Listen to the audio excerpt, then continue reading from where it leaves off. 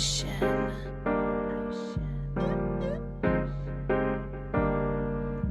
feel like a locomotive, sipping, drinking Arizona. Mixtape just around the corner, did a lot in California. Can't wait to drop this on you.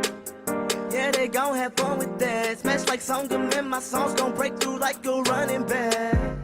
Hello and welcome to the podcast that is always up to speed with Formula One. My name is Mark Hamilton. Joining me today, the one, the only, the man, the myth, the legend, my neighbor, my colleague, my frenemy, Mr. Mark Daly. Mr. Daly, how are you?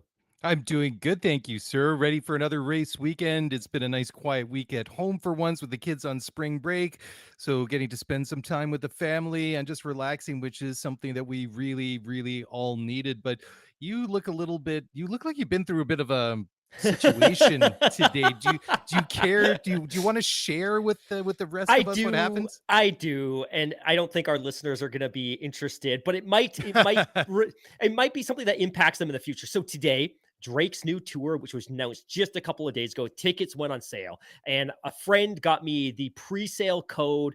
Got the code, logged into the site, expecting the prices to be ranging from about $78 to $400, which is what they were supposed to be. I log into the site and the cheapest ticket is $400 in the nosebleeds. And I'm like, oh my God, something weird.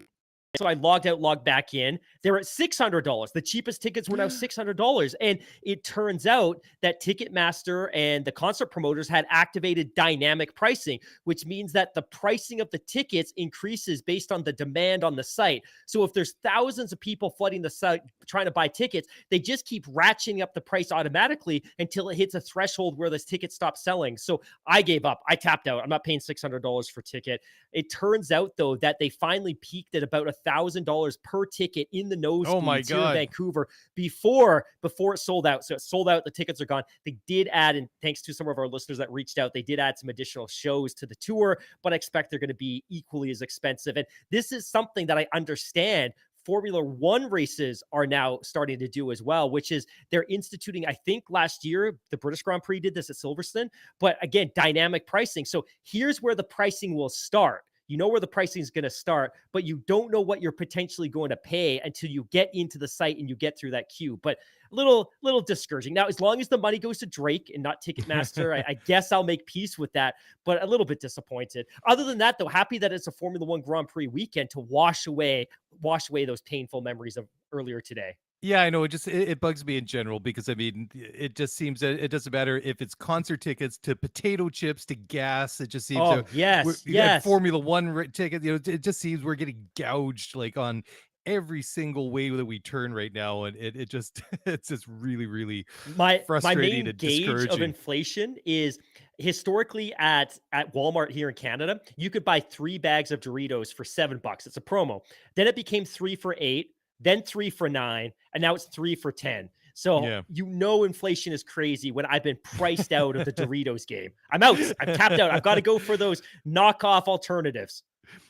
Oh God, I was a little bit disappointed to hear your story about like not getting Drake concert tickets because but then I'm like, yeah, he'll get over that because that is kind of like a premium kind of like thing. But I mean, Doritos, man, that's below the belt. That's hitting someone. That's hitting everyone in society. That's hitting everyone in society.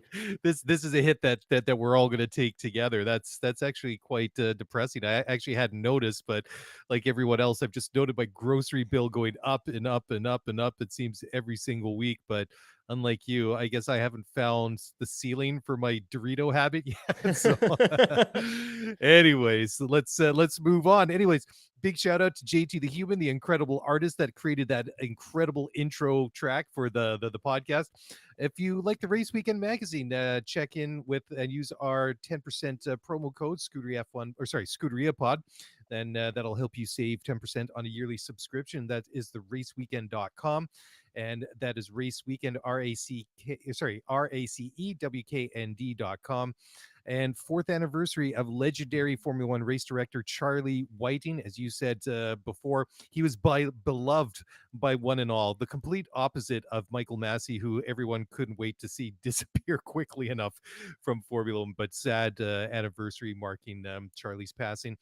So let's go now quickly let's do some reviews and ratings we got on Apple Podcasts, Spotify, etc.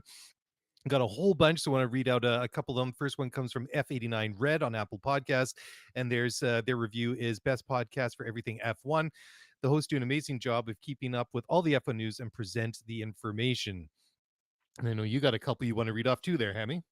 Yeah, a couple. So one, thank you again for the reviews. Like we said, they mean the world to us. We treasure them. One of the ones that I really loved here, and I love them all, but I thought this one was adorable. The M&M of F1 podcast. We all know that M&Ms are the best candy, and we all know that M&M hosts the best F1 podcast. Mark and Mark, that is. Their great insights into the sport is, however, not what sets them apart. It's their great dynamic, their clear friendship and respect for each other, and their ability to talk openly, etc. And it goes on with some other lovely, lovely comments, but I thought that one was adorable because I love M&Ms. And I have to ask you, because people think we get along well and we're really good friends. I don't know if that's the case off the air. We don't look at each other. We don't text each other. This is all an act. This is all a stage act. But do you also like M&Ms? And if so, which are your favorite kind? Oh my god, I love M&Ms. My favorite are the peanut butter ones. And then it's really a toss up just between my mood if I would just go for the milk chocolate ones or the peanut ones. But if I have to think about it, I probably would go more for the chocolate ones than peanuts. Peanuts is like when I need like a nice crunch because you get like the double crunch, right? You get like the crunch from the candy shell, and then you get that double crunch as you bite into that peanut. You know, M&Ms are just the best. You know, like you know how you get like those big Costco sized bags, which like it's about the size of a 5-pound bag of sugar. I'm sure I would be the only one that would go through one of those, like if they were just sitting here next to me. They're lethal that way. But love them. How I about hear you. I hear you. I love M&Ms as well. One of my favorite things about going to the US in the olden days was you used to be able to get white chocolate M&Ms. So Oh peanut yeah, M&Ms, but with the white chocolate on the outside. It looks like they've discontinued it, which is so sad. But I think I love the peanut butter because I love everything peanut butter. Can't have it in my diet because I can't afford the calories. But I think on a day-to-day basis, my go-to M&M would be milk chocolate covered peanut. Not almond. I don't like the almond ones, but the milk chocolate covered peanuts. Yeah. Okay. Well, I don't think we're going to disagree too much on that. I don't remember the white chocolate ones. Anyways, different conversation for a different day. Also, big shout out and thanks to Ken Snyder on Island, longtime clone, Cole Bienink, who wrote the very nice M&M one, and then Dixie Shellfish, and then Mr. Coffee. Mr. Coffee, that I thought that was my nickname. Apparently, I got beaten to it, but it's all good. So thank you, one and all, for those kind reviews and those ratings, and it really does mean a lot to us. So, Hammy, before we get into the news, fantasy update. We've got one race in the bag. I'm in the bottom third of fantasy so far because my team really was horrible in Bahrain a couple of weeks ago. Hoping for a turnaround this weekend. But let's hear who did well after round one of the first Formula One race Well, for of the starters, season. I love your attitude that you're not giving up. We've got 22, 21, I can't even remember. We've got 20 plus Grand Prix left. So I'm don't the Charles give up. Leclerc Don't of give up. Formula One Yes, fantasy. you DNF'd. First week you DNF'd because you're terrible choices. But you can battle back. Take a quick look at the top 15. We have two people tied at first. Long Ships and Fire Ferrets with 371 points. Number 3, FRDP F1, 368. Number 4, CDP Racing, 366. Number 4, also JHAM 0528, 366. Also tied at number 4, Olays Linas, 366. Number 4, also Phil's F1 Team 2 at 366. Number 8, Sausage Curb, 361. Tied at number 8, Pat Vent 2, 361. Number 10, Bam, Bam, Bam, 359. Number 11, Selma's Better Half at 355. I have a sneaking suspicion that might be the better half of one of the managers at my work, but I do not know. Number 12, Brooklyn Bagel Race Club, 353. Number 13, Tyson VO2 at 352. Number 13, also Gentle Walter, 352. And then finally, rounding out the top 15, Stroud Racing with 349. I have to give Danny this one a shout out to. Number 16, Danny's Leftover Nuts is 346. At 16th place. I love it.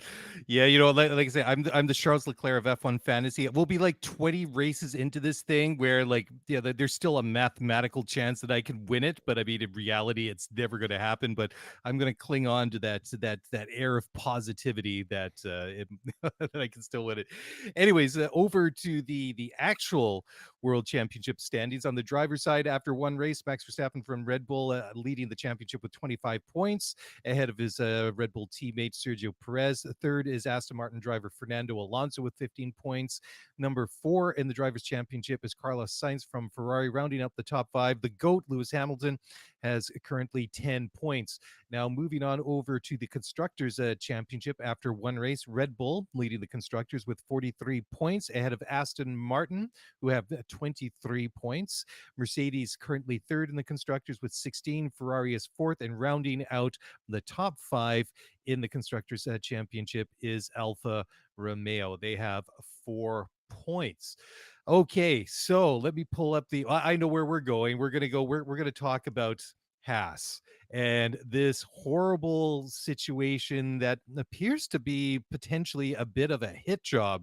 So, Hammy, when you sent me this the other day, I'm not kidding. When I read it, that like Haas Automation was alleged to have been selling audio CNC machinery or whatever it was to to Russia, and and I was appalled. I was literally nauseated when I heard that, because it just it just seemed like such an opportunist, such a low thing to do, considering the whole situation, the war in Ukraine and all that.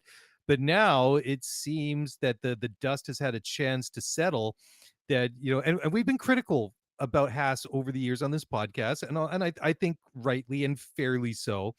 But and I was just like, all those sort of like negative, I don't even want to say stereotypes, but all the negative things that I felt like we had sort of talked about like over the years, is like, well, of course they would do this too. But now it appears that they actually haven't done anything wrong. So this seems to be a bit of a poorly reported story. So why don't you pick it up from there, please? Yeah, I think you did a really great job of teeing this up. And I had the same very visceral reaction when I saw this that you did. Hmm. But earlier this week, PBS reported that Haas Automation, whose founder also started the Haas F1 team, quote unquote, may have sent high end manufacturing machines to Russia long after the sanctions were enacted, of course, following the Russian invasion of Ukraine. And I think it's probably key to back it up a little bit and describe a little bit about what Haas Automation does. And Haas Automation develops, manufactures, supports, repairs, like you described, CNC machinery. So they are vital in the manufacturing industry, machining parts, machining components. It can be used for developing weaponry and brackets and repairing war machinery. Like, they are incredibly valuable machines. And Haas is a global company, and they have been shipping machinery global. But what PBS reported was that following the enactment of the sanctions, that Haas allegedly knowingly continued to ship parts to a Russian company that was acting as a distributor to Russian markets. And by all accounts, they had shipped components right from March through October worth a total sum of $2.8 million. So in total, apparently between March and October of 2022, 18 shipments totaling a value of $2.8 million. However, Haas hit back, and they hit back hard with a statement saying, on Tuesday, March 14th, PBS ran a story alleging that Haas Automation has directly provided machines and parts to Russia in violation of U.S. export control and sanctions regulations. That story is simply false, both in its overall impression and many of its particular statements. Key points from Haas include: Haas is and always has been in full compliance with U.S. government export control. No machines have shipped from the Haas factory to Russia since March 3rd of 2022. The 18 machines referenced in the story left the Haas factory prior to the Russian invasion of Ukraine. Haas voluntarily chose to terminate its relationship with the Russian distributor, which has never been required by any U.S. sanctions. And Haas completely supports Ukraine and its people in their defense against Russia. Now, the allegations that were being reported by PBS come from the Economic Security Council of Ukraine, and writes Road and Track, the ESCU is an independent watchdog organization, quote unquote, responsible for identifying and countering internal external threats to economic security in Ukraine, according to its website. It often publishes information related to companies and countries that are skirting sanctions on Russia. So I think my opinion on this is, if there is the smallest shred of truth to this, then I think absolutely Haas has to feel the absolute wrath of US law. But at the same time, if the reporting is inaccurate, PBS absolutely has to be held accountable for this, because this is a significant, I like that term you used a little bit earlier, like it's a pretty significant hit job on the reputation of Haas. And I think oftentimes Haas doesn't get the benefit of the doubt simply because, well, their founder is in and of himself a felony, which is why he can't travel to most Formula One Grand Prix. So they don't get that benefit of the doubt. I also just, I can't imagine any American-based company would take on the liability and the risk of skirting sanctions for what's a meaningless $2.8 million. Like, logistical administrative error, these things were already in transit. You couldn't recall them. You could, like, I'm sure that's a possibility, but I can't believe, and again, if it's true, full force of the law, but I can't believe they would knowingly assume that risk. What do you think, man? Yeah, I think you've hit the nail on the head. I mean, the way that they came back, and that that full explanation that is on the Haas corporate website, it's extensive, and it Right, seems right. it seems very transparent. And my gut reaction is, if you had something to hide, why would you throw that much stuff out there? That wouldn't it be better to maybe kind of like throw like a very vague statement out there with some legalese that really doesn't address anything, right? But I just kind of like wonder now, like what's the next step? You have to think that when tensions and emotions are high, it's things like this that people will remember, regardless what the situation is. I mean, you can take the war in Ukraine, and this Haas story is one example, but just take any emotionally charged situation. People will remember these things, rightly or wrongly, true or false.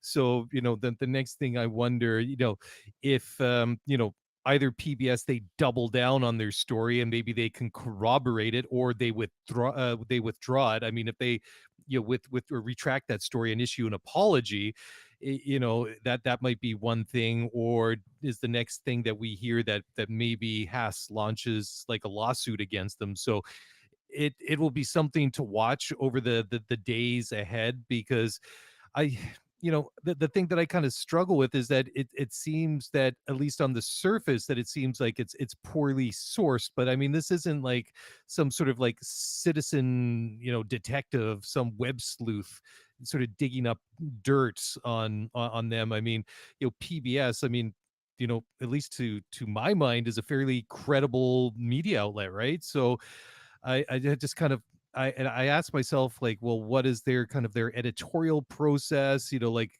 how did they vet the sources and corroborate? Did they have any corroborating substantiation to the story itself? So I think there's more to come on this. It's kind of like really blown up in the couple of days, and it's now this sort of intermediate kind of like period that kind of has me sitting on the edge of my seat to see either who blinks first or what happens next. So out of everything, I shouldn't say that nothing surprises me anymore, because I feel like in the last 3 years, it's just like, oh well, now that's happened. We never thought that would ever happen ever, but it's happened now. And then, so a part of me like kind of expects the unexpected, but even to my cynical Gen X eyes, that this kind of came out of left field and was a real shocker. I'm just glad we had the opportunity to let the story settle for a few days, because if we'd recorded on Wednesday or Tuesday, for instance, we wouldn't have had the response from Haas, and we would have in a sense spreading the PBS story. And of course, no other news outlet has corroborated at this point. And that's something I would typically look for: is, has anyone else corroborated Great the story? point. Is Yep. anyone else Yep. reporting this? And nobody's touching it. People are referencing the fact that PBS has shared the story, but all that said, I'm glad we got the heavy story out of the way. I'm glad we had the opportunity for Haas to respond. But I think you're right that this won't be the last that we hear of this story. hmm Yeah, so stay tuned. Maybe by the time we do the race wrap up on Sunday night, there might be some developments. So this one, I would expect to keep going. Anyway, so why don't we just break a little early here, Mark, and then we'll come back, because now we're going to get into some fun stuff. And this next one is the ultimate, Oh I yeah. think, F1 toy that, if I had the money for it, I've already got the place for it in my basement. Even if it means I have to like move out half the stuff in my basement, I would absolutely love to have this. We'll tell That's you a what great tease. Great I know, tease. right? I'm getting good at this after, was it 421 episodes? I'm finally learning on my craft here. Anyways, time for a quick break, guys. Back on the flip side.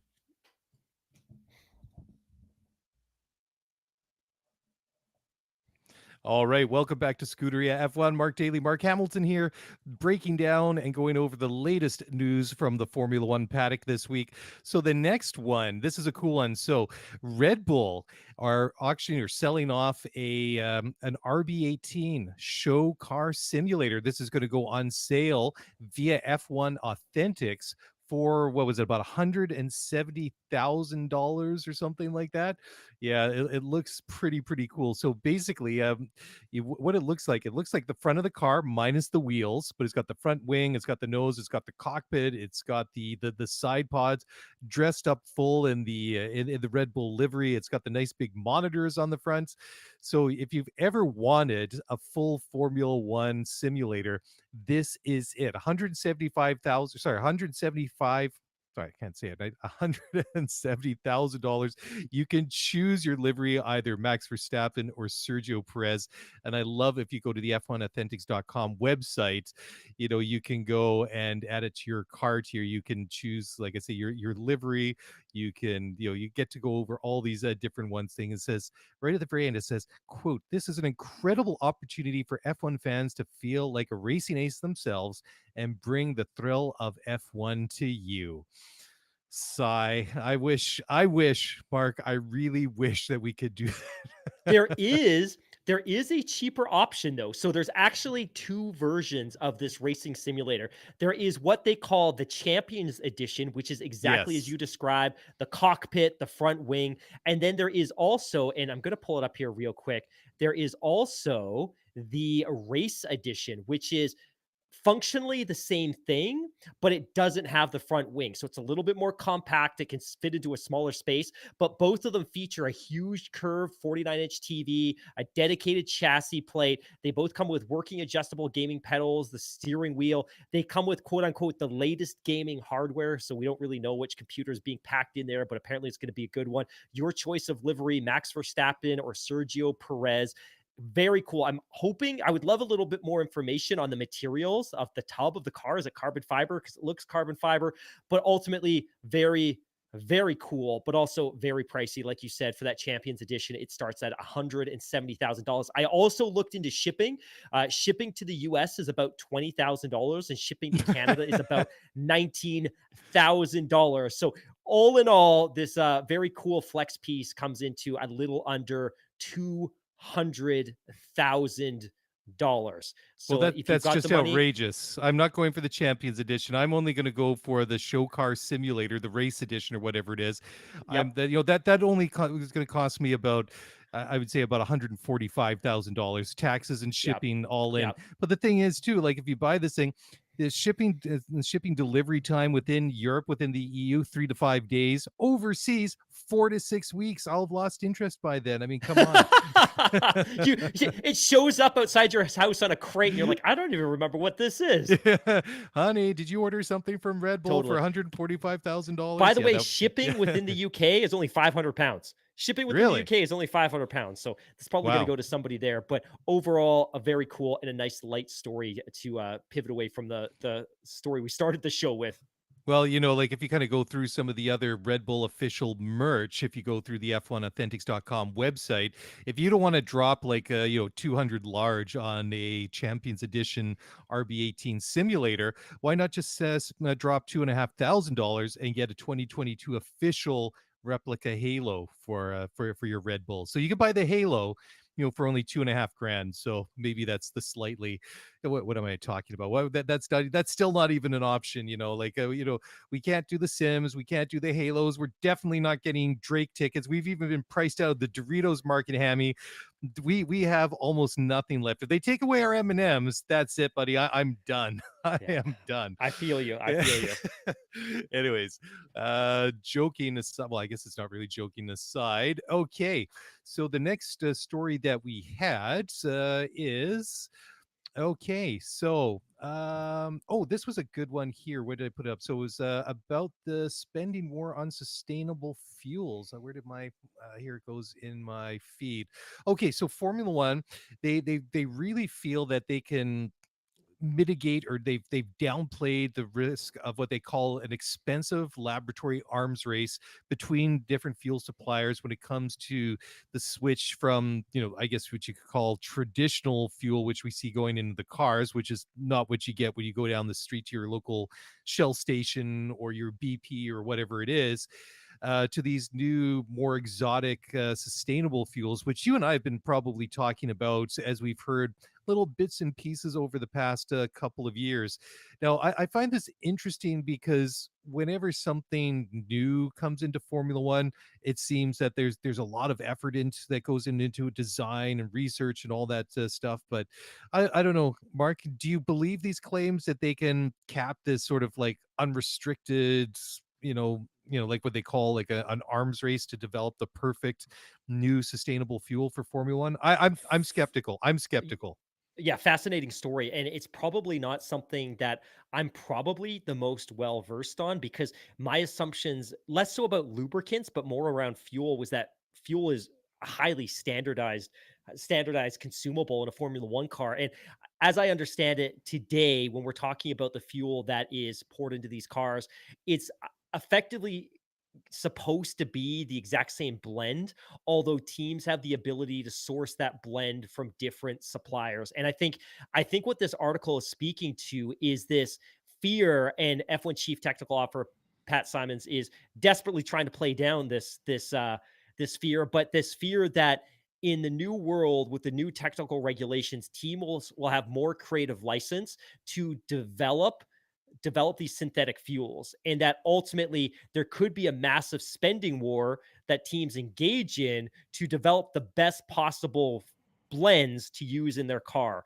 And it's interesting because on the one hand, yeah, like it kind of makes sense that they would have that creative freedom, but on the other hand, this is a very, very, very expensive, complex industry to work in, and asking teams to develop their own blends and their own fuels, especially in a space that is highly, it is, I shouldn't say immature, but a space that isn't as mature as some of the other industries that Formula One teams dabble in. It seems like it's hugely problematic. Pat says, and there's a couple of interesting quotes here, and he says about this because people are asking this question, but he says, we've thought a lot about it we've thought about it quite a lot, actually, he says, in terms of there being the threat of a dangerous and very expensive arms race. And he quotes, and right from the start, Aramco has been very involved with advising us on how to formulate these fuels, and indeed have made many candidate fuels for us to test and to understand the sensitivities of various things.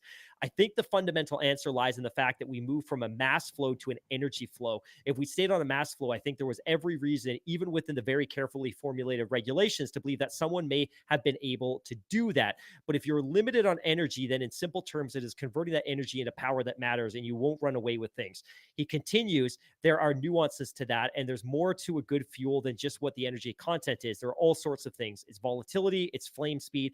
There are all sorts of things that define a good fuel. But if anything, I think what we've done and what we really concentrated on is opening up the process and regulating the final content. And I think it maybe politicians had done that when they're talking about how to decarbonize the world and let the engineers define the process rather than dictating what that process should look like. I think we would be in a much better place right now.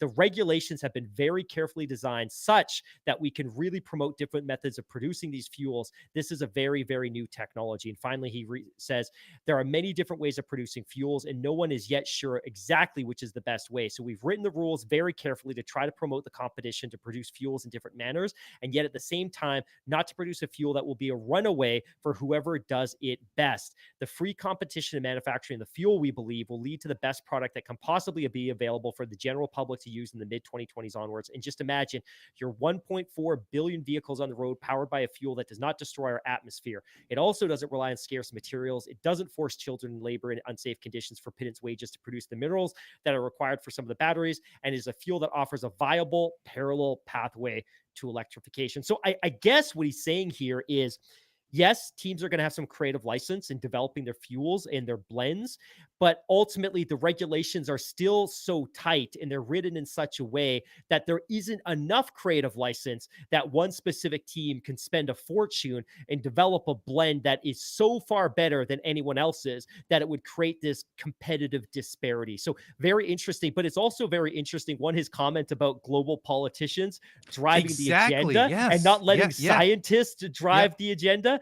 And also furthermore, the fact that they hope that what the teams develop and what the sport develops collaboratively can be shared market and brought to traditional residential retail, but to traditional passenger cars, which is very, very cool. That trickle down technology. Yeah, absolutely. Mark, I was going to ask you. I was going to try to bring your attention to that, but you got there on your own, and you nailed it. I think that this is very, very cool because, as you say, trickle down technology. That's kind of like one of those buzz phrases that we hear quite a bit when it comes to Formula One and road relevance and all that stuff. And I mean, let's face it, we most of us will have like ABS in our cars, traction control, or paddle shift, semi-automatic gear shift, and cool things like that. And that does have its roots, its genesis in Formula One. But nowadays, I mean, very little what we see on these cars are more like F-16s than they are to like Yeah. to your Tiguan or my Mitsubishi Outlander. They're, I mean, yeah, they got four tires, and they've got like a body and an engine. So the comparison that we could draw between our road vehicles and Formula One cars are very, very few. But if they could do this and then have this spin-off effect that that it could be a real benefit to society in general, I think that that would be absolutely amazing if they could do it. And I love that one sort of key takeaway from is where Simon says, quote, and just imagine your 1.4 billion vehicles on the road powered by a fuel that does not destroy our atmosphere. And then he goes on to say that that it is a fuel that offers a viable parallel, I think that's the key word there, viable parallel pathway to electrification. So I think obviously from what he's saying is that electrification, full electrification, is obviously the end game for not just Formula One, but for road vehicles as well, for private vehicles like mine and yours and whomever's. But again, we've talked about it before that how long is it going to take to get there, and what's it going to take, because there is going to be this crossover period, be it in Formula One or be it here and the rest of in the real world, for lack of a better term, that it's just going to have to be that crossover time in between. And this is very cool. I can't wait to see where this goes. I get a little bit kind of excited when it comes to some of this nerdy stuff, and I'm kind of interested to see, because I thought that was quite a shot across the bow where you say, let the scientists, let the engineers do their job and define what the reality is, rather than politicians dictating the framework in which they have to achieve. And I was just like, ooh, it's like, hey, Pat, why don't you tell us how you really feel? So he didn't hold anything back there, Loved which I it. think is Loved it. good. Yeah.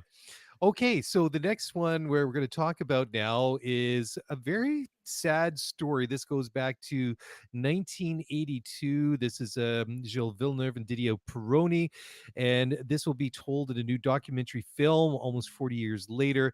And it isn't really something that is, really has gone away for either of the families. I still remember when Gilles Villeneuve died in 1982.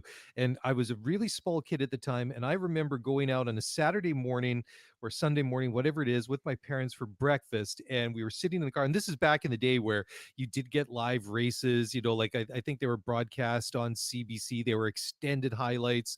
And I just remember we got into the car. I don't know what my dad was listening to. He was listening to the radio, and Gilles was beloved, and he was a hero, and was Canadian as well.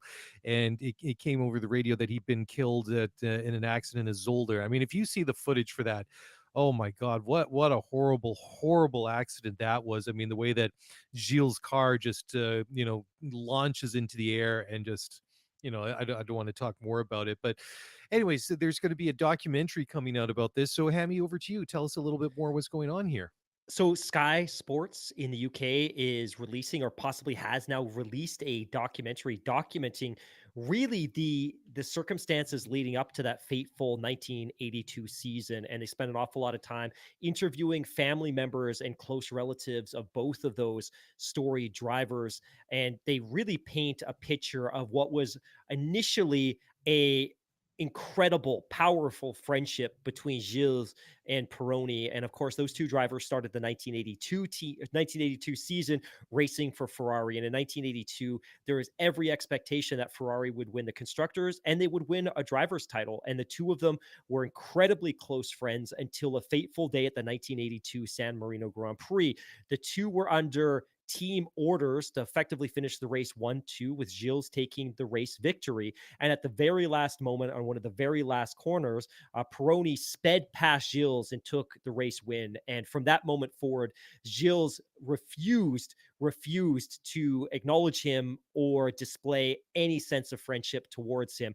Unfortunately, that period of trauma in their relationship quickly came to an end, because just weeks later at the Belgian Grand Prix, in a bid to best Peroni's qualifying time, of course, as you described, Gilles Villeneuve was killed, which is hugely unfortunate and one of the dark moments in the history of the sport.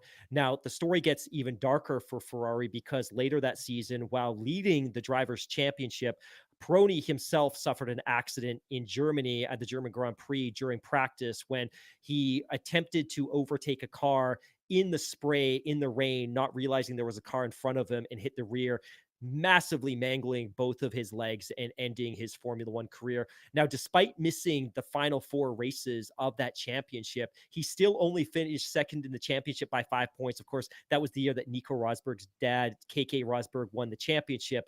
But obviously, that was a byproduct of the fact that Ferrari lost not one, but both of their drivers in that season. And the documentary is really about establishing what the structure of their friendship was, how the friendship so quickly evaporated, and then the fallout from both the death of Gilles and the fateful end of Peroni's career as well. So I'm very interested in seeing it. I think it's going to be somewhere along the line of Senna and the Michael Schumacher documentary that, of course, we talked about last year. By all accounts, there is some pretty, and you described it a couple of minutes ago, there is some pretty I would say, sensitive footage, particularly of Gilles' crash. And I haven't seen it before, but by all accounts, it's not pretty. And it was not unlike the documentary, the Michael Schumacher documentary, where they showed the Senna crash, which I was hugely shocked to see. But they include some shocking footage as well. But should be good in Canada. It's going to be available on Crave. So Crave is going to pick it up here. And the date hasn't been announced, but I understand in the US it's going to be picked up by HBO Max at some point during the 2023 calendar year. Oh, okay, cool. That's good to know. I mean, yeah, you mentioned like a Schumacher and the Senna documentaries as well. Yeah, my brother gave me the DVD for the Senna one because it's been out for what, 10 years, if not Oh yeah, at longer. least a decade. Yeah. It's been out for a long time. I remember that after it came out, he bought me the Blu-ray, the DVD, whatever it was, and you kind of go through it. I mean, that the whole lead up, and it's done by the same people, box to box film, that have done Drive to Survive, and this was kind of one of their first efforts into it, and I found it such a powerful and moving documentary. It was on Netflix for a while Yeah. as well, because I went back and I watched it several years ago. I streamed it on Netflix, and it was great to watch all this old footage of Senna, and throughout his career, and some of the the tense moments that he had when with Prost and everything. But with that San Marino Grand Prix to Imola in 1994, I just cannot get past that. That when they threw that into the Schumacher documentary that came out, was it 2 years ago, 3 years ago, whatever it is. I could never watch the entirety of the Senna documentary. When they put that into the Schumacher documentary, that was very, very difficult to kind of keep pushing through watching that one as well. I've never been able to fully get over that. So anyways, but yeah, so watch out for that on for Crave up here in Canada, HBO Max down in the States for Didier Peroni and Gilles Villeneuve. The documentary definitely would be a good one to watch.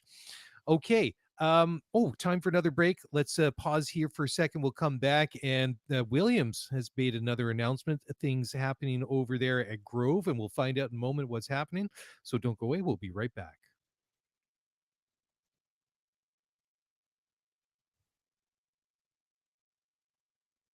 All right, welcome back to the show. So, yes, more news coming out of Williams, out of their headquarters in Grove this week. Certainly a lot of things, it's finally good news. Yeah, I think, for the longest time, it's just been kind of meh, or no, that's not a good look for Williams. I mean, especially when they parted, was it mutually parted ways with their former team principal, Jos Capito, just before Christmas last year.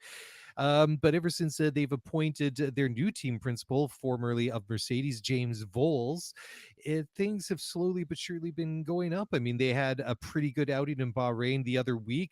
We saw Alex Albon in the points. Logan Sargent, the rookie American driver, just missing out on a points finish in his debut, coming back. Or what did he finish? P12 or something like that. Anyways, they've announced this week that Frederic Brosseau will join their team as the new chief operating officer.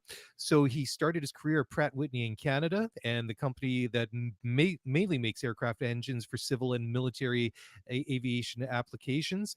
He had a number of managerial roles there, and then was appointed vice president of Pratt Whitney in April 2022.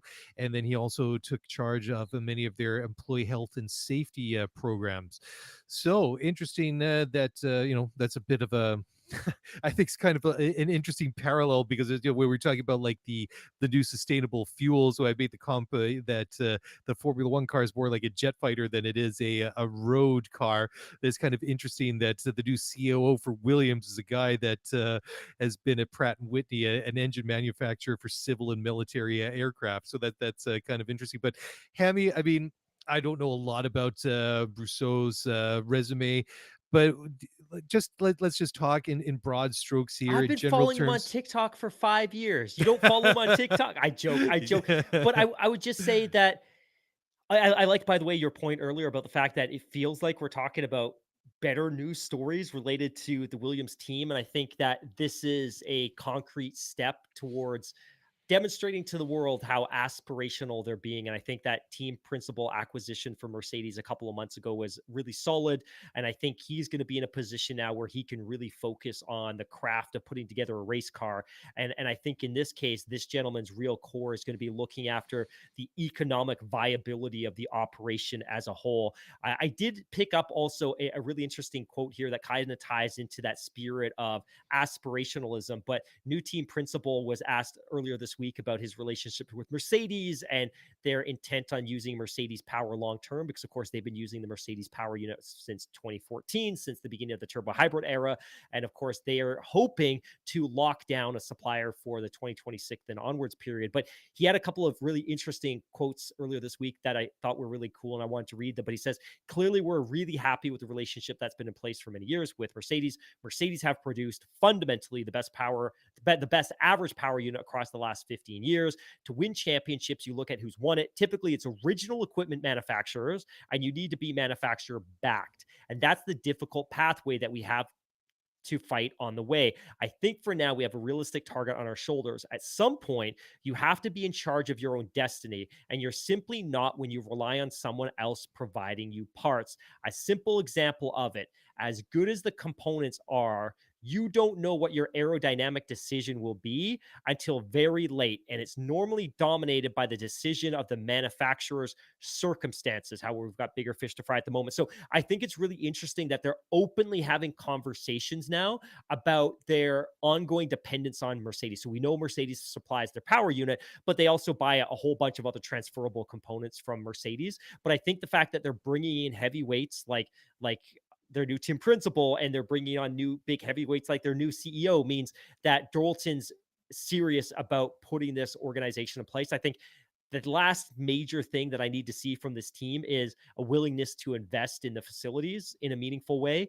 But I like the fact that they're openly questioning the current strategy, which is to basically buy every conceivable part they can from Mercedes, because that's a cost-effective way of assembling a Formula One road car. But I also like these comments because they reinforce what I've said for so long, which is if you depend on a works team, a manufacturer, an OEM to supply you with parts, so much of your decision making comes late, and so much of your decision making is influenced by the nature of the components that are being provided, whose design is of the circumstance of the manufacturer that builds them. So very interesting story and some exciting stuff happening at Williams. And then the only other comment that I'll quickly touch on here too is Williams is also openly speaking to the fact that this is still very much a building year for them, not necessarily a tanking year in the spirit of NBA dialogue, but certainly that they don't have huge expectations for this year, but that I would expect that while they'll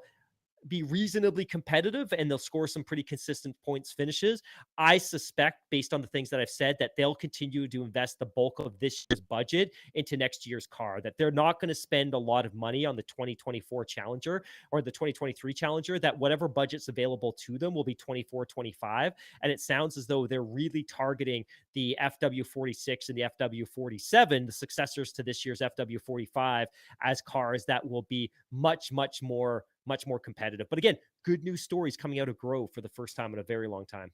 Well, yeah, I mean the announcement of new CEO, the fact that all those things that you just listed, the fact that they're going to decide on their 2026 power unit supplier by the end of this year, I think these are great bits because it shows that, to me that they just over the last number of years, it seems like a lot of the moves that they've made have been reactive rather than proactive, and this to me Exactly. seems like they're Completely. getting their business in order and they're doing things in the right place at the right time, and I love hearing these things. But it's interesting how you're saying that this is like they're not expecting to do a lot this year, that this is like rebuild year, whatever you want to call it.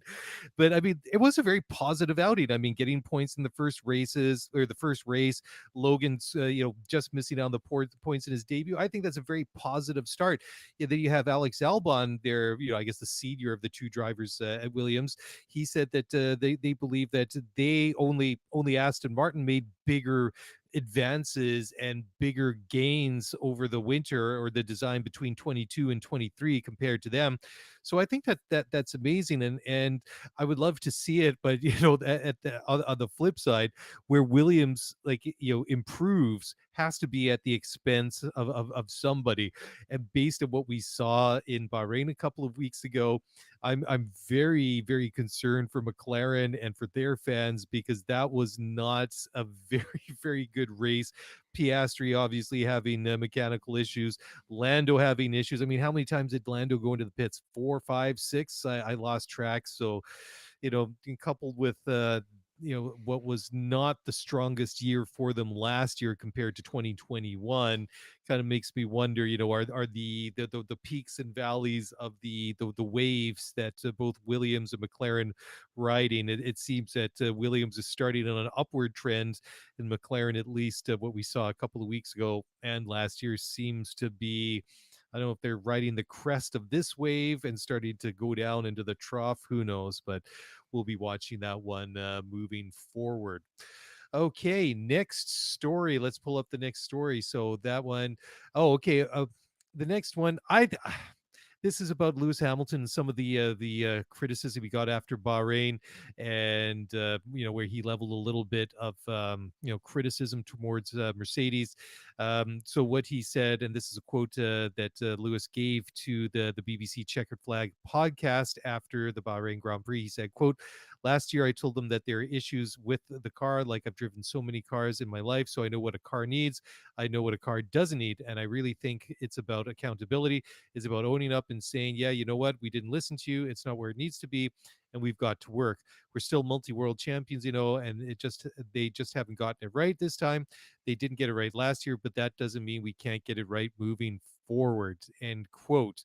So Lewis has kind of walked those comments back at one of the pressers in advance of the Saudi Grand Prix this weekend. Lewis had to say, quote, "I mean, in hindsight, I think looking back, it wasn't necessarily the best choice of words. Of course, there are times where you're not in agreement with certain team members, but what is important that we continue to communicate, we continue to pull together. I still have 100% belief in this team, and they're my family, and I've been here a long time, so I don't plan on going anywhere else. But we all need to kick quick. We all need to get on. We've seen the proof is in the pudding. We've seen where the performance is and how people are extracting the performance. And we've got to start making some bold decisions, some big moves in order to close the gap to these guys. End quote. I don't. I didn't find Lewis's comments after Bahrain, out of order. I find it refreshing when people speak their minds. As somebody that dealt speaking with athletes and team coaches and staffers, etc. over the years. There's nothing more that that I would get frustrated about is the generic metaphor or cliche riddled non-answer, right? It's just like, tell us what you really think about whatever. And I think Lewis just verbalized what we all knew what was going on anyways. He didn't throw anyone under the bus per se. As oh, Toto didn't listen or Bono doesn't listen, these guys don't know what they're doing. He kind of like threw it out there. He did say they rather than we. So I mean, you can maybe you can take a little bit out of that, but I don't think the comments were out of line. I don't even think he really needed to walk them back in Saudi Arabia. So for me, I think this is a bit of a non-issue. Okay, now this is a fun one. Next one. So London, the city of London in England, of course, has pitched a potential new race venue in an area of the city which is going to extensive redevelopment. So they're looking at maybe building a track or having a race at the London Docklands. But Hammy, this one seems like this might be a bit of a non-starter. Definitely. And it's a story that seems to resurface every few years. And back in the Bernie Eccleston days, I know he aspired, and to be fair, he aspired to have races at every corner of the globe if they were willing to pay some money and the backdrop was pretty. But there was a time Exactly. when Bernie was very clear that he wanted to have a race in central London that would skip right in front of Buckingham Palace, etc. But ultimately, none of that was to be, and it never happened. And now a new group is pitching the idea, like you described, of a Formula One Grand Prix near central London. So certainly not in central London itself. So not necessarily with the backdrop that we would all expect. But their hope is that they would be able to transform the riverfront area in East London, as put forward by the LDN Collective, a group of built environmental experts and consultancy firm DAR. As part of their bid, and this is reading from motorsport.com, as part of their bid to create a globally recognized waterfront destination for sports, leisure, and entertainment, they envision a London Grand Prix based at a high-speed street circuit. The suggested 3.64-mile route would feature 22 corners at an average speed of 127 miles per hour to create an estimated lap time of 1 minute and 42 seconds. But like you said, this may all be for naught because ESPN is reporting that F1 is absolutely not considering a London race despite the proposal. So it's a cool idea. It's very, very neat. It would be awfully fun as a one and done, but it sounds like Formula One has no desire to host a race on the streets of London, especially with the immense amount of demand globally that there is currently to host a Formula One race. And the fact that we're already at 23, 24 races, but very quickly, Formula One group poo-pooed the idea, and we probably won't hear a lot more about this unless that group is very, very serious and is willing to pay that 50 or 60 million dollars a year fee. But the other thing that I've read is that when Silverstone did re-up their agreement in 2019, I think it was maybe the last time they revisited the contract with Liberty, that they had put some very strict protective language in the contract about a second Grand Prix, because there's always rumors that, hey, a promoter will put a race in another track in the UK or in London. But by all accounts, Silverstone has some very, very strict language in their agreement about a second race taking place in the United Kingdom. So for now, it looks neat, cool. Check out the renderings, but probably not a reality.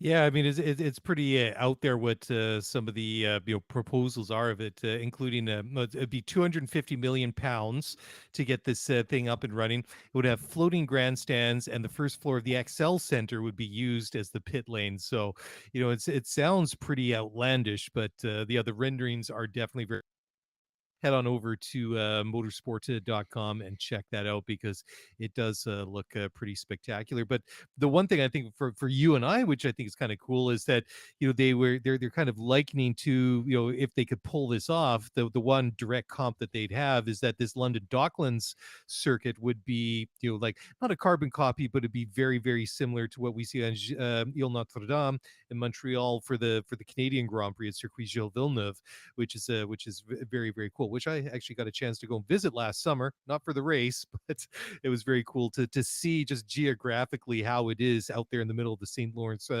Seaway. So this is a cool concept, but yeah, it doesn't sound like it's going to happen anytime soon, or if it's going to happen at all. So Miami now, so they're aiming to have some more overtaking opportunities or boosts, whatever you want to call it, by just throwing a couple little what they call minor track changes.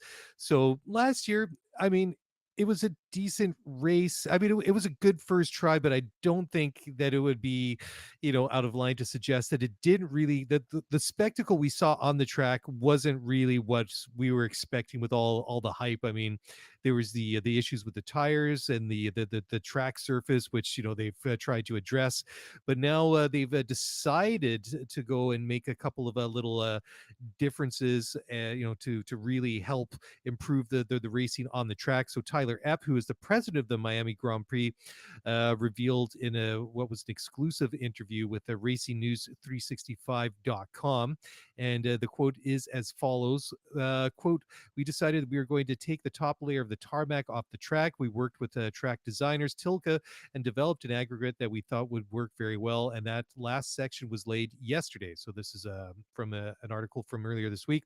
Anyways, Epp goes on to say, quote, "So we have a complete racetrack. We still have to go through the final finishing processes, which will work through the next 6 weeks, but it will be ready to go come early May.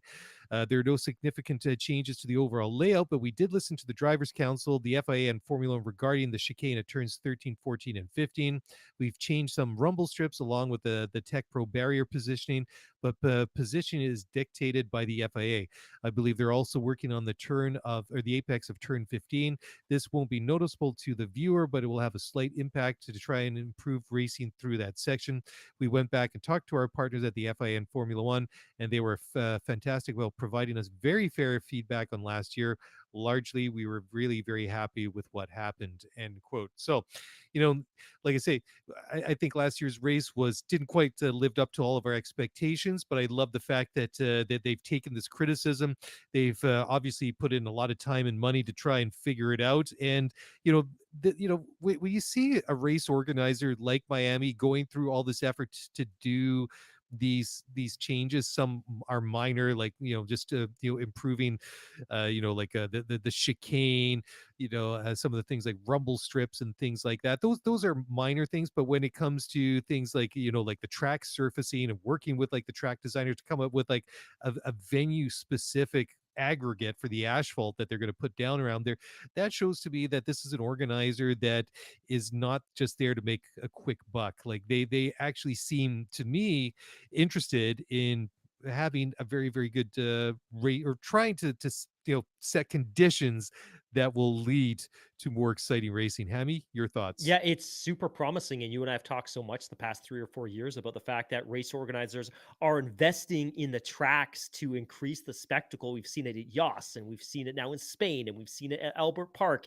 and we've seen it in Jeddah, which we'll speak to in a couple of minutes ago. But here in Miami, you know what? The ingredients were good the first year, but the final product wasn't perfect. And it's nice that they're going back and they're addressing some of the concerns, because there certainly were criticisms of the racing and of the aggregate and of the surface. And obviously there wasn't great racing off the start because there wasn't a lot of grip. So it's good that they're willing to make some pretty significant capital investments. The other big change that they're introducing for Miami is less on the track. It's more on the other side of the fence. But there was also a huge amount of criticism from fans that attended the race, both those in general admission who had real trouble accessing bathrooms in shade and water. And that might sound pretty basic, like shade and water, but it was 32 degrees and blisteringly hot. And likewise, those fans that spent an absolute fortune on hospitality accesses were Mhm. not a cut, were, well, I would say maybe not blessed with the abundance of food and drinks and pleasantries that maybe they were expecting. So by all accounts, the Miami GP race organizers have been very clear that they acknowledge all of these issues, and they're going to be doing things to improve the experience for the campus pass, which is their general admission ticket holders, plus all those that pay for hospitality accesses. The other cool thing that's going to happen this year is they're going to move the hospitality aspects of the paddock into the center of Hard Rock Stadium. So people will actually be able to sit in the stands of Hard Rock Stadium, which of course where the Miami Dolphins play, and look down at the field and see all of the hospitality complexes that the teams erect for a race weekend. So cool that they're going to continue to invest, and hopefully we'll have a great race this year, which again at this point, man, is 2 months away, less than 2 months away. It's coming so fast. Oh yeah, I know, right? I mean, it is coming really, really quick. And we were just talking a little bit earlier about how not so long ago we saw Silverstone re-sign or re-up their deal with Formula One to host the British Grand Prix there for several more years. It was announced this week from F1 CEO Stefano Domenicali that the Austrian Grand Prix at the Red Bull Ring in Spielberg will be on the calendar at least until 2027. Under the new agreement that they've signed, didn't expand on how much longer it could stay beyond that. So we're going to be going back for at least another several years. And I like this track. I know it's short compared to some of the other ones. I mean, you got I like your love it. Spas, Absolutely you've love got it. your Bakus that are like sort of like 1 minute 50, almost 2 minutes for a lap compared to the Red Bull Ring, which is what, about a 105 or a 106, definitely sub 1 minute 10 seconds. But it's a cool track. I mean, it's got some fast sections, it's got some twisty sections, it's got like a huge change in elevation as you go around the circuit itself. Stunning views. Glad to see this one stay on the calendar for at least another several years. Now another one, and well, we were looking at this, I guess, it was within the last year, and it seemed at one point, it almost seemed like a bit of a foregone conclusion that Formula One would be going back to Africa, specifically to Kyalami in South Africa, where they haven't been since the mid 1990s or something like that. So it seemed like this time last year or summer of 2022 that there was a lot of smoke there, right? So it seemed like that this was almost going to be, I would say, inevitable. That it really felt like that there was going to be an official announcement. It never came. And apparently now Jody Scheckter, former world champion, has revealed why it hasn't, they came really close, but they fell short. He told totalmotorsport.com the following quote: "I was an inside part of it. My nephew worked on it for 6 years. It was that close. The guy from Kyalami went from 500,000 to 2 million, and he wanted to take the whole thing over. F1 came over to sign. He had got a government backing, some of the wealthiest people in South Africa behind it. Everything was in place, and the guy from Kyalami got greedy. Just as soon as F1 left, he changed the whole thing completely. The government realized there was a fight going on and withdrew, and that was not the end. Maybe it will happen here again. I don't know." End quote. So sounds like was it the owner of the track or the race organizer, sounds that like he wanted too big of a cut, too big a piece of the pie. Is that basically what it came down to? I mean, he like Scheckter kind of says, but at the same time, he doesn't get too specific. He left it sufficiently vague for people like us to try and fill in the blanks, eh, Mark? Absolutely. Yeah. Okay. We're to that point. Let's take let's take another break because we're going to come back. MotoGP, baby. MotoGP GP corner. corner. So we'll come back and we'll talk a little bit of the motorcycles in just a moment. So don't go away. We will be right back.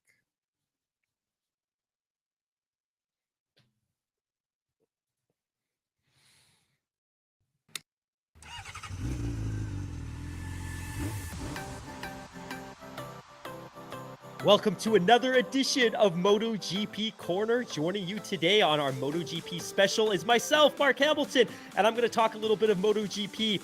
Paul Espargaro, the longtime MotoGP racer, has outlined in an article on Crash.net some of the differences in bike configuration for the new sprint races that are being introduced as part of the MotoGP calendar this year. So MotoGP is going all in on sprint races this year. And when I say they're going all in, I mean there will be sprint races every single weekend of the year. So they're going to be dropping one of their, I think, 500 practice sessions each weekend and sticking in a sprint race. Now, originally there was a lot of controversy because MotoGP is an incredibly physically demanding championship, much more so even than Formula One in a lot of ways. Drivers risk themselves, they come off the bike, they slide, they get clipped. It's a very dangerous and can be a very painful sport.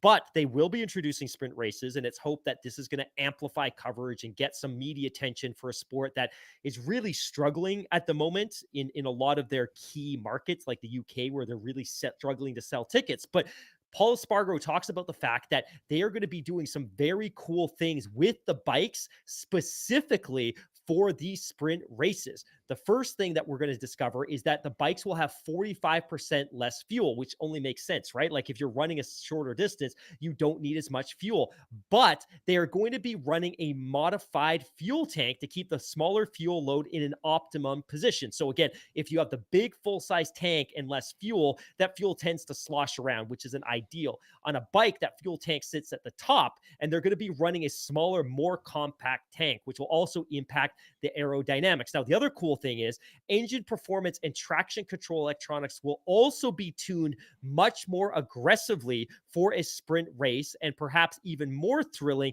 the tire endurance will be much less of a concern. Because you're going to be running a shorter distance, you can run a far more aggressive setup. Says Paul Espargaro, the bike is going to feel very different. Just starting with half the weight of a full fuel tank, for sure, you're going to feel a big difference. And writes Crash.net, tire difference is said to be another major variable, with most riders expected to use the softest rear option for the sprint before switching to the harder compound for the Sunday race. While preserving tire performance is critical in a full-length race, even the soft rear tire should be able to withstand a serious abuse during the sprint races. Says Paul, you don't need to care about tire management when there's only half of the race distance. You can burn more of the tire because the tire efficiency is not going to drop so much. So if you are interested in the MotoGP, I'm thrilled. I love it. Marc Marquez should be back at full strength this year. We should see a really great championship, but it's also going to be cool to check out what a sprint race looks like versus a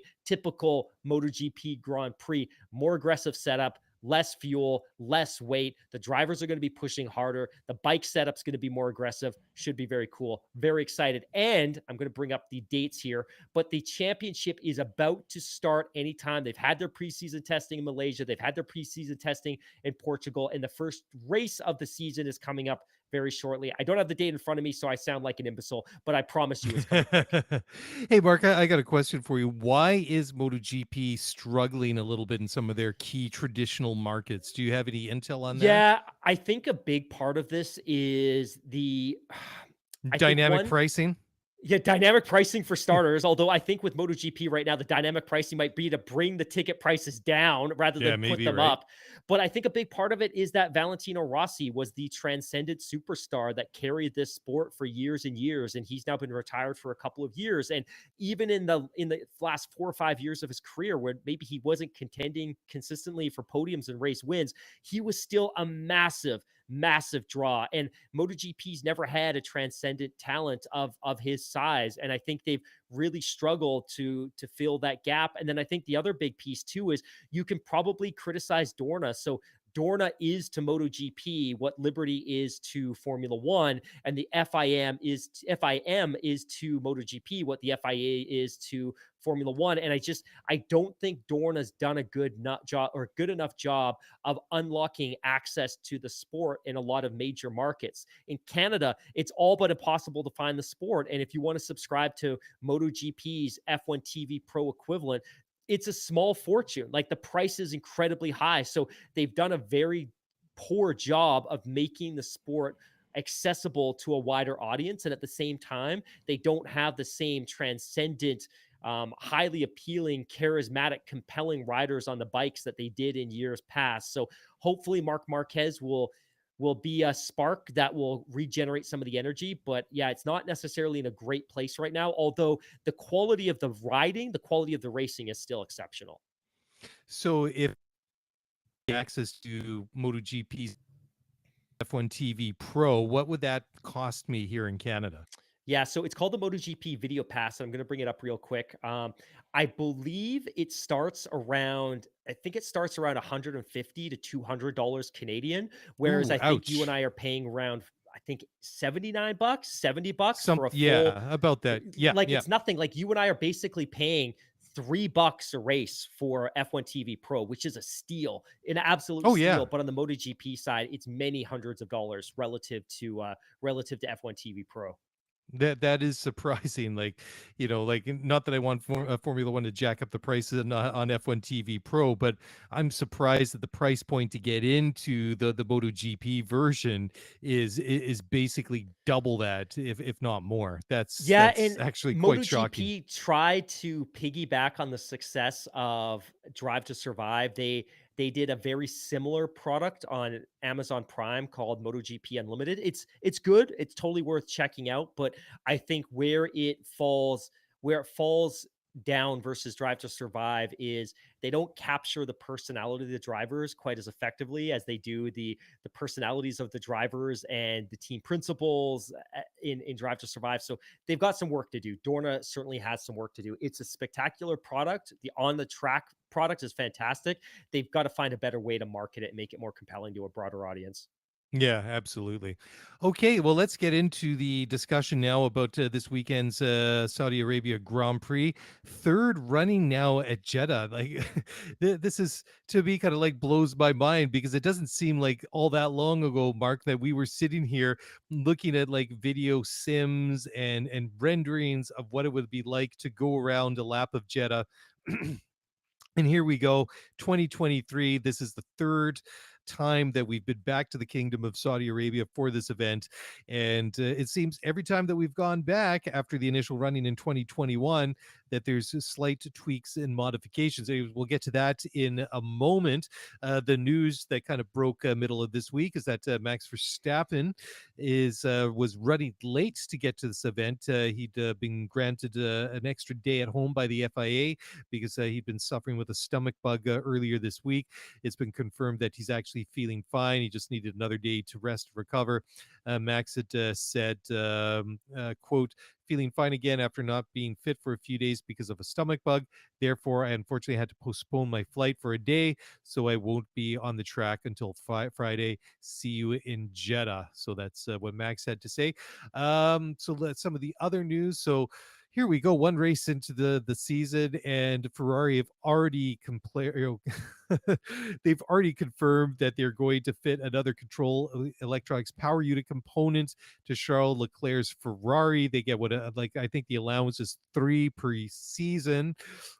Charles didn't No, even make it two. through. It's Is two. it only 2? It's Oh my two. goodness, I Yeah, thought it like was this is 3. Wow. yeah, so this is a crazy story. So Yeah. we talked last week, of course, about Charles Leclerc's DNF, and I think the understanding at that point was that it was the battery store failure. So Charles Leclerc has actually, oh no, you're right. Sorry, my mistake. Control electronics. I'm actually bringing up the regulations here. So battery store 2, control electronics 2. So he's already on his second battery store. So the battery store is just the fancy way of saying the Wow. battery where all that Yeah. energy from the MGUs go.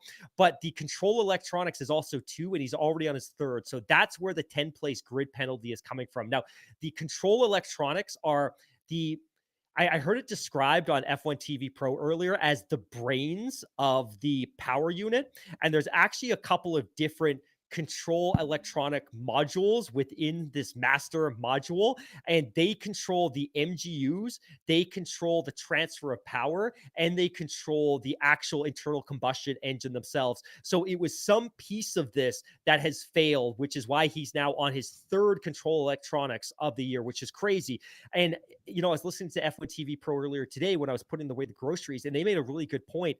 There's nothing to make us think that they've solved the problem, that the control electronics live on top of the power unit, which is, or they live on top of the power store, which is embedded under the fuel tank in a very, very, very challenging place to operate. And that given that we're only 2 weeks out from Bahrain, all they could conceivably have done at this point is taken a replacement component off the shelf and stuffed it in the car. So there's reason for Carlos Sainz to worry. And there's certainly reason for drivers in other Ferrari powered cars to worry as well, because they would be rocking the same control electronics as part of that power unit package. But yeah, you're entitled to 2 energy stores hours per season before you start accumulating penalties, and you're entitled to 2 control electronics per year before you start accumulating batteries. And of course, Charles Leclerc is now on his second battery store, and he's on his third control electronics, which is bananas.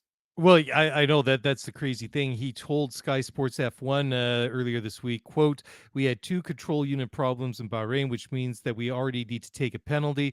We understand these problems, but as a result, I obviously need to take the penalty. I don't think the first 2 ECUs are reusable. We don't have confirmation yet, but I don't think so," end quote. So, I mean, Charles is already saying that one race into the season, he's already basically burned through his allowance for the season. So if that's the case, Charles will probably be taking more grid penalties as time goes on throughout the season. Okay, so let's go over to SBN.com right now. This is a story from their F1 editor, Lawrence Edmondson, and the article is 5 key questions ahead of the Saudi Arabian Grand Prix. So the first question from Lawrence is, 1, is Red Bull's advantage as big as it looks? Number 2, can Aston Martin challenge for victory? 3, will McLaren improve? 4, what's next for Mercedes? And 5, what is going on at Ferrari? Mark, where do you want to start on Lawrence's 5 burning questions ahead of the Yeah, Saudi Arabian Grand Prix? Let's start right with the stop. So is Red Bull's advantage as big as it looks? So of course, they decimated the field in Bahrain. They decimated the field. They did an exceptional job. They finished 1-2. It was never in question that that was going to be the outcome. But the track, in a lot of ways, could be described as being tailor-made for them and their car and their package and their rate of tire degradation.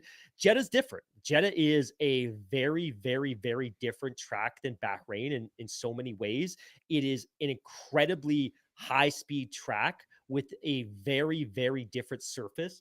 It's also test drivers in a fundamentally different way. And I remember back a couple of years ago, Nico Rosberg described the track as quote unquote nuts, and he described it as extreme, and he Yeah. described it as dangerous. And I think the good news, and we can talk a little bit in a minute about some of the changes that they've made, but in the spirit of that conversation you and I were having a couple minutes ago about race organizers continuing to modify and update and change their track, is they've received an immense amount of feedback from the Grand Prix Drivers Association about just how dangerous this track can be, especially given that it's so high speed and given that so many of the corners are blind, that they've done an awful lot of work to continue to push those walls back and create a little bit of space and open up some of those sight lines. But I can't imagine the outcome is going to be significantly different. Now, one of the things that people did pick up on is that Ferrari did have a higher top speed. While they're still on the track, they did have a higher top speed than did Red Bull at Bahrain. But the question is, was that a byproduct of Red Bull toning it down and turning down the power units to preserve components so they take less grid penalties as the season progresses? Or is there really more top end power in that car? And, Christian Horner and Helmut Marko were asked earlier this week about their thoughts regarding the power unit, and they conceded that possibly, the Ferrari power unit does have an edge over the Honda supplied power unit that they're rocking this year. But that could also just be gamesmanship as well. And it's probably too early to say. But given the nature of this track, provided they don't have any reliability issues, I would assume that the gap between Red Bull and the gap between Ferrari especially shouldn't be as drastic and exaggerated as it was in Bahrain. And the other reason being as well that the Ferraris really struggle with tire degradation, and Bahrain is not a high degradation track. It is not punishing in terms of the aggregate, and it is not punishing in terms of the load on the tires through some tighter, complex high-speed corners. That this should be a track that much better suits Ferrari than did Bahrain. That's all I got on that one. Your thoughts? Do you think that Red Bull's advantage will be more obvious or less obvious in Jeddah versus Bahrain? Well, I mean, that is the $64,000 question. Let's not forget that in the 2 previous races that we've seen here, we've had a lot of drama. The first year it was between Max and Lewis. There was a lot of things going on. That was kind of like right at the sort of the peak in their battle. But then also last year, remember, we had those last was about 10 laps or so with Charles and Max going head to head. And that was very, very exciting. That had us all jumping out of our seats, watching that exciting finish to that race. So I think it will be a good indication one way or another, just like what's, how big is Red Bull's advantage, if any. The again, and I feel like I'm a bit of a broken record here, is that my big concern with Ferrari is that the car is made out of glass. I mean, we just spent 5 minutes talking about, Charles already going through his basically his season's allowance of ECUs at the first race of the year. So, reliability and quality control of parts and components on the car still seems to be an issue, and I think that that's probably what could let Ferrari down on Sunday. That if that delta between them and Red Bull is smaller than it was in Bahrain 2 weeks ago, and we see a situation like we did at this race last year, where it basically comes down to Charles and Max, or whoever, which Sergio and Carlos, it could be all for naught if you're Ferrari, because we've seen over time that the Red Bull tends to be a very, very reliable car, and the Honda engine is a very, very reliable engine. And I mean, it's just overall, you couple that with the fact that it's a very powerful and competitive power unit, and the chassis, the design of the RB19, it's just fundamentally a good car. I mean, you got checking so many good boxes there that it's like, yeah, advantage Red Bull compared to Ferrari is like the car has a lot of potential, but, and then you go kind of down the list of all the different areas where Ferrari's had issues over the last, well, while, let's put it that way. So yeah, I think the gap, to sort of wrap this one up, I think it'll be smaller, but I think Red Bull still has an edge over Ferrari. So number 2, can Aston Martin challenge for victories? That is a very tantalizing and very juicy question. I don't know if they're quite there just yet, and I'm certainly not willing to go out on that limb just yet either. I mean, they had a very, very good race in Bahrain. I mean, Fernando looked very quick. Lance looked very quick. They had a double points finish, which is something that they haven't been able to really consistently pull off over the past couple of years. So in that kind of like fishbowl that was the first race of the season, I think it was excellent. It's what you and I have been wanting to see from this team for the last couple of years, and they've done nothing but let us down every time we thought that something was coming. So, but props to them. It was good. I think that they're definitely one of those teams that's, they're in the conversation for being, I would say, like a championship contender. But I think that they definitely have been elevated to, on their day, I think they have a good chance of winning a race, but they might need some circumstances to go their way. Maybe it's weather, maybe it's safety car. I don't think that they can beat teams like Ferrari and Red Bull straight up at the moment. But, as this season unfolds, we'll find out how legit the AMR23 is. We'll find out how much Fernando still has in the tank, how much potential, or how much realized potential Lance has. So there's a lot to be excited about, but I still have questions about Aston Martin. Let's put it that way. Fernando Alonso's racecraft was absolutely on full display a couple of It was weekends ago brilliant. in Bahrain, and I Yeah, couldn't be happier to see 100%. it. And it's funny too, man, because I really doubted, I really doubted where Sebastian Vettel was emotionally, mentally, and physically when he was piloting the Aston Martin for a couple of years there.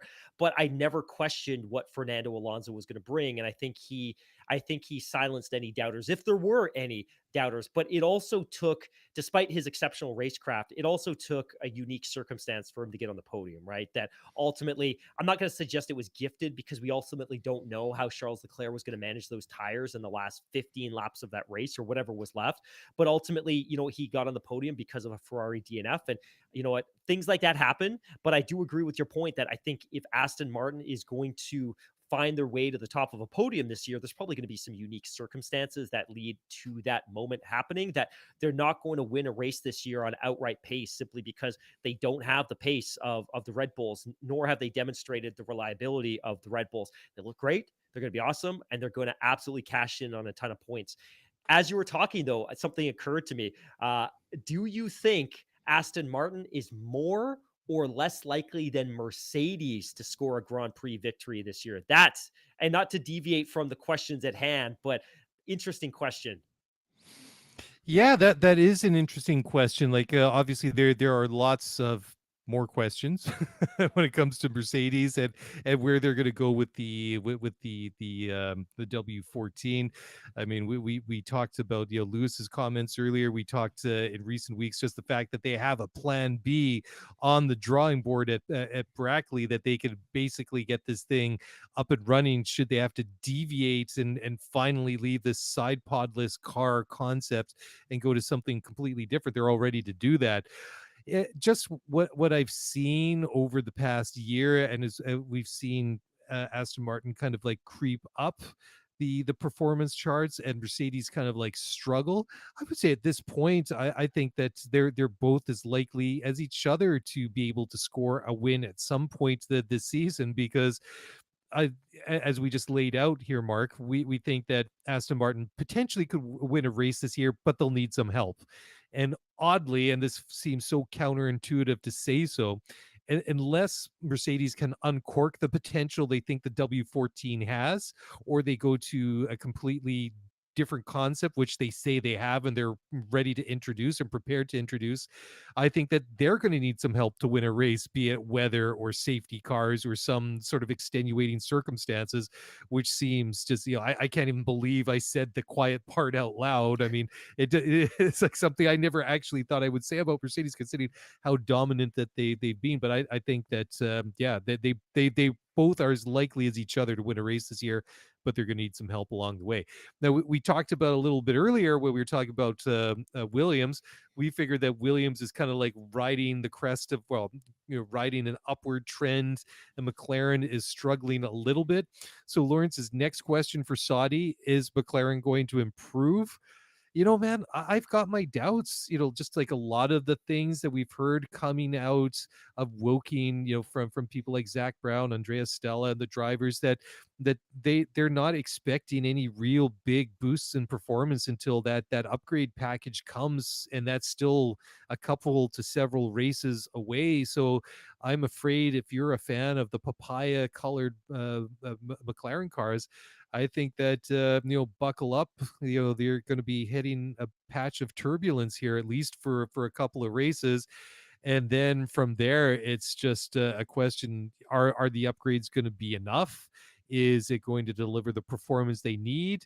And I guess more to the point, if it does, and it does improve the car, how does that compare to all the other teams around them, like and the gains and the upgrades that they're going to introduce to their cars? So I've got my doubts about McLaren at the moment. They've got to prove to be quick that they're going to get this thing pointed in the right direction, because I don't think they're going in a good way at the moment. Is the McLaren, can I say this? Is the McLaren hype train stopped? Like, is it over? Did it fall off? Did it fall off the track? Because this is a team that had garnered so much goodwill with Formula One teams, and there was Oh, so huge. many Yeah. people buying Lando Norris stock. And you certainly saw it last year, and I think we were all quick to point to Daniel Ricciardo and suggest that, hey, he was the reason they didn't finish higher in the Constructors' Championship, and that Lando Norris is the next coming of Max Verstappen. And there was so much praise being heaped on Zach Brown for the turnaround at Woking, and for Lando Norris for being such an exceptional young driver, that this team seems rudderless now. That I'm not sure where they are in the development cycle of this car. They seem to be actively regressing. And if you remember, during the car reveal about a month ago, 6 weeks ago now, whatever it was, during the car reveal, Zach Brown, and I commented on this at the time because I thought he was simply trying to soften expectations for what might be a weak start to the season. But he was very candid about the fact that, hey, don't expect big things from McLaren early on. And clearly he was on the mark in terms of what he knew about where this car was in terms of its development. But it's seemingly shocking. And we're one race in. It's early. It's super early, but we're one race into the season, and they seem to be, to my earlier point, rudderless. Like, I don't know where they are in their development journey. They brought in Oscar Piastri because he was the young rookie driver that they thought was going to help them to contend for constructors championships. And the team just seems seemingly, at least from a development perspective, lost. And, obviously Oscar Piastri last race retired after just 15 laps. Lando Norris finished last of the finishers and had to make 6 stops because he was having issues with the pneumatic pressure on his car. Like, we didn't learn a lot about McLaren. And if you unpack what we learned in winter testing, it doesn't look great. And I'm very curious to see how forgiving Formula One fans will be, because I think a lot of the fans that have taken to McLaren are fans that are new to the sport. And I'm very curious to see how forgiving they're going to be if this is going to be a really challenging season for this team. And at the same time, like, I've never been the biggest Lando fan. I certainly haven't bought stock in Lando Norris, and I haven't bought a condo on Lando Norris Island. That I think there's probably a little too much hype there. But at the same time, I also think it's going to be an interesting story to see Oscar Piastri potentially with a team this year that could finish in the bottom 8, 9, 10 of the championship, when he could alternatively gone to Alpine, which, while they struggled and they didn't have a great initial Grand Prix, they look miles better than does McLaren. So will McLaren improve? They can't not improve on Bahrain, but will they be contending for points every race weekend? I don't know, man.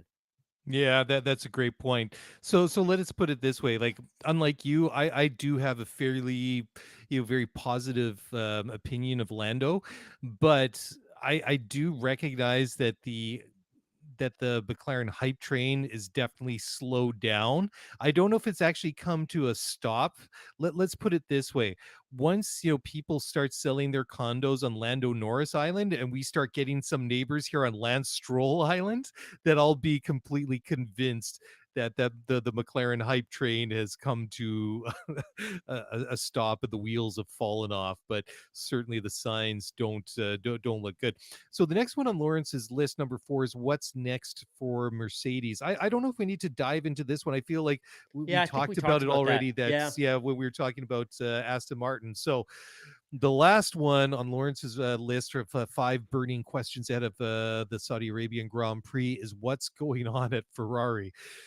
Yeah. Honestly, Lawrence and everyone else, I don't know either. So, I mean, it just seems to be a little bit kind of like par for the course that, Ferrari seem to be their own worst enemies. I mean, of course, 2023 is not 2022. We're one race into a 23 race season. There's a long way to go. Frederick Vasseur, he's only been on the job in a couple of months. How are you going to make those institutional changes and really have them bear fruit in such a short amount of time? As we've almost said, spoke about ad nauseum on this episode, is just the fact that Charles has burned through his season allotment of ECUs in one race. So, quality control is a concern. I thought the tactics on the pit wall were a little bit better last week, but my main concern, everyone, is just again, it's the car. I feel like the car is made out of glass, and I feel like if they push it a little bit more than they should, it's just like, sure, the car is fast, but that there's a pretty finite line in the sand. It's pretty obvious that if they push it too fast or too hard to try and get it to where they want it to be, is not where the car is comfortable in going. And I think that's just evident, just what we saw with Charles in Bahrain. And take any example from last year. That's where I feel that they're at.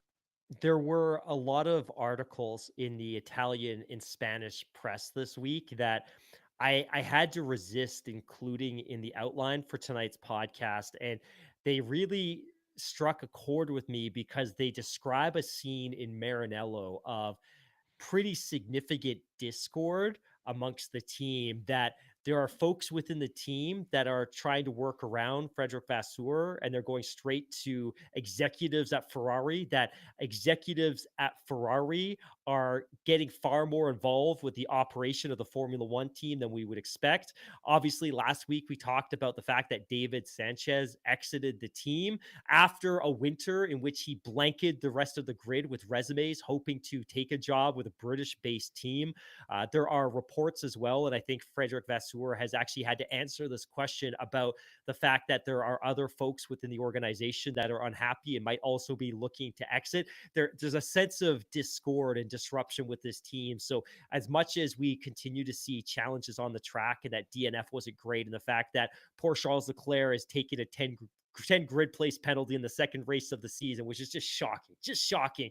There seems to be potentially much more disruptive forces at work in Maranello. So for the sake of the championship, and because some of those stories were difficult to corroborate, and a lot of it was just very gossipy, as is often the case in the Italian and Spanish motorsports press, hopefully that team can find some unifying force and be able to contend this year. Because like you said, they've certainly got that top end power, but it's the rest of the package. It's the reliability, it's the strategy, and it's the unity at Maranello that might be missing. Yeah, exactly. So, why don't we go on now and just give our predictions for the race itself? And I don't think that there's, you know, we talked last week that Max had won 15 out of the last 20 races, 16 of the last 21. I don't think there's anyone really challenging him. I mean, there was one question earlier this week: is he going to be healthy enough to race? Sounds like the stomach bug that he had was just a minor and temporary inconvenience. I mean, Max is just clinical when he gets behind the steering wheel. He rarely puts a wheel wrong like all the great drivers in Formula One do. I mean, he's just too fast, too precise, too good.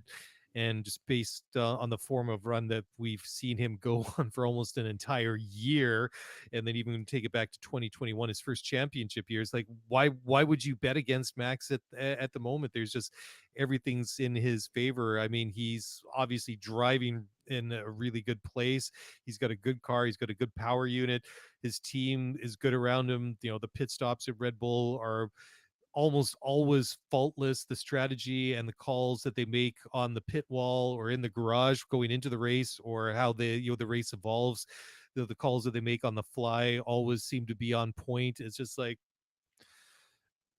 why bet against them? I mean, I don't see why there wouldn't be another Red Bull 1-2 this weekend. And I know a lot of people are probably screaming at their phones at the moment, say we don't want to see another repeat of Red Bull on the top two steps of the podium. But I hate to tell you that might just be the way it is for this race. But again, compared to Bahrain a couple of weeks ago, like you said, it was a very unique track that really lent itself to the RBR, the RB19, and the fact that car was just very well suited to it. So this week and moving forward will start giving us a true indication of where all the teams are and how the cars all match up against one another. But I would think that what we'll see again, I think we'll see the two Red Bulls on the podium, and I'd love to see an Aston Martin up there as well. Ferrari, I don't know, too many question marks for me, but I don't know where Ferrari and Mercedes, for that matter, really kind of factor into things at the moment. Here's a couple of thoughts on this, and I want to read some quotes in a couple of seconds, from Saudi Arabian Grand Prix CEO Martin Whitaker. But here's a couple of thoughts that could make this race interesting. One, the weather's going to be predictable. It's going to be warm. It's going to be dry. It's going to be relatively, I would say, predictable, right? We know it's going to be a night race. The surface is going to be predictable. But what's not predictable is going to be the action on the track, because what have we seen here?